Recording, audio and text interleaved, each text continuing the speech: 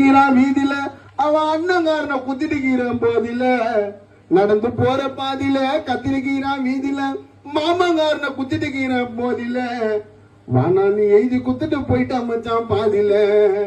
அவன் இன்னும் கூட துவைக்கலங்க என் சட்ட பண்ணியன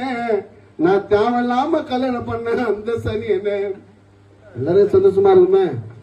அண்ணா பா நான் கரெக்டானா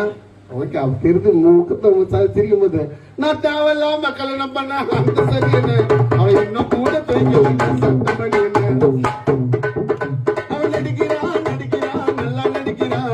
ஏமன்னா எகிரி வந்து பைத்த பண்ணிக்கிறான் நைட்டு புல்லா நாடகத்தை பார்க்கும் நைட்டு புல்லா நாடகத்தை கேட்டுக்கோ